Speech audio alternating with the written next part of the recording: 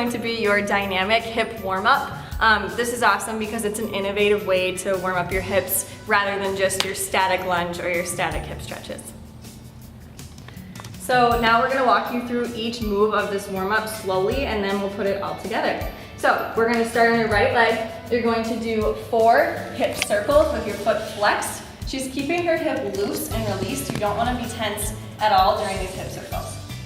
After that, she's going to do attitude swings with a flexed foot, front and back, and front and back. Again, keeping her hip loose. So after her attitude swings, she is going to bring her knee up to her chest and pulse to strengthen her hip flexor for 8 counts. After this, she's going to squeeze her knee into her chest, give it a little stretch. She's been working really hard this whole time. Next, she's going to step all the way back into a lunge. Her hands go to the floor. From here, she's going to do 4 big circles with her arms, releasing her back and her right hip flexor in her lunge.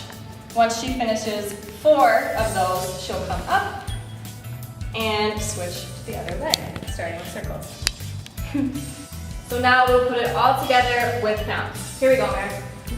Holding 6, 7, 8, swing 1, 2, swing 3, 4, 5, 6, 7, 8, front 1, 2, 3, 5, 7, pulse 1, 2, 3, 4, 5, 6, 7, squeeze 1, 2, 3, 4, step back, 6, 7, 8, swing 1, 2, 3, 5, 6, 7, 1, 2, 3, 4, 5, 6, 7, 8, come up, and then she would switch to her left leg.